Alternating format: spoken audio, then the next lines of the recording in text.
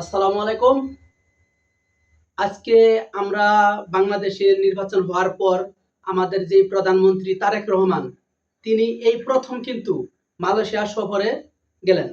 তো এই মালয়েশিয়া সফর যাওয়ার পর কি বাংলাদেশের জন্য অগ্রগতি হবে আজকে এই বিষয়ে আলোচনা করব।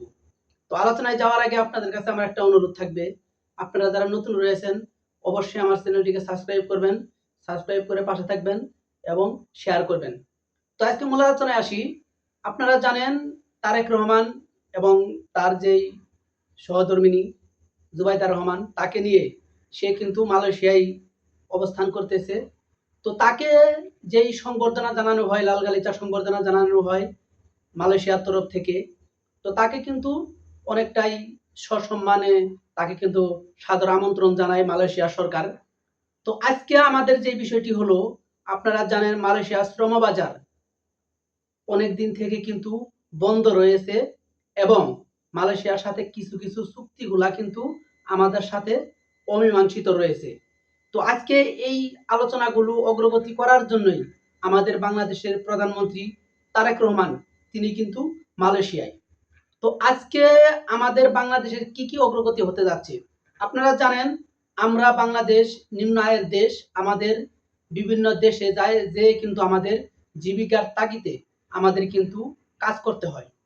তো আজকে দেখেন আমাদের বিভিন্ন শ্রেণী পেশার মানুষ মালয়েশিয়ায় তারা কিন্তু বিভিন্ন অপকর্ম করে বা তারা অবৈধ হওয়ার পর তাদেরকে কিন্তু মালয়েশিয়ার সরকার গ্রেপ্তার করে এবং তাদেরকে কিন্তু জেলে হাজতে অনেক দিন থেকে কিন্তু তারা জেলে থাকতেছে এবং তাদেরকে কিন্তু বাংলাদেশে পাঠানোর কিন্তু কোনো সুরাহা করতেছে না মালয়েশিয়ার সরকার।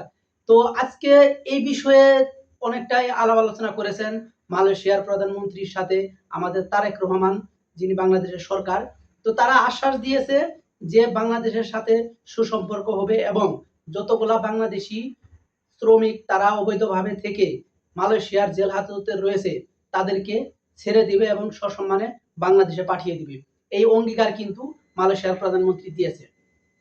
আরেকটি বিষয় সেটি হলো আমাদের বাংলাদেশ থেকে যেই শ্রমবাজারের যে একটা মালয়েশিয়ার সাথে যেই কন্ট্রাক্ট ছিল সেটা কিন্তু নতুন করে আবার কিন্তু কন্ট্রাক্ট হতে চলেছে এবং তারা আমাদের বাংলাদেশ থেকে লুট নেওয়ার কিন্তু একটা আশ্বাস দিয়েছে। তারা দক্ষ কর্মী নেবে, তারা কিন্তু শ্রমিক নিয়ে তাদের দেশে কাজ করানোর একটা তারা আশ্বাস দিয়েছে। তো আমাদের যদি বাংলাদেশ থেকে যদি কিছু শ্রমিক মালয়েশিয়াতে এখন থেকে যেতে পারে তাহলে আমাদের দেশের জন্য কিন্তু অনেকটাই উন্নতি লাভ হবে। আপনারা জানেন অনেক দিন থেকে কিন্তু এই মালয়েশিয়া শ্রম বাজারটা বন্ধ রয়েছে। তো আবার যদি খুলে যায় অবশ্যই আমাদের বাংলাদেশিদের জন্য ভালো হবে।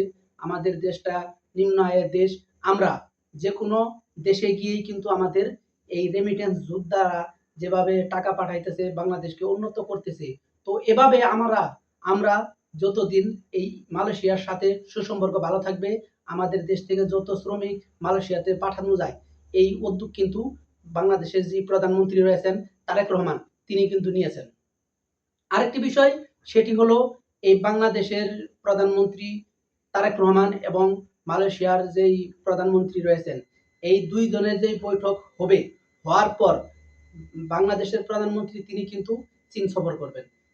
চীনে যাওয়ার পর কিন্তু অনেকগুলা চুক্তি হওয়ার সম্ভাবনা রয়েছে। তিস্তা নদী বলেন, এই যে বিভিন্ন বাঁধ বলেন, এইগুলা কিন্তু বিষয়ে আলোচনা হবে।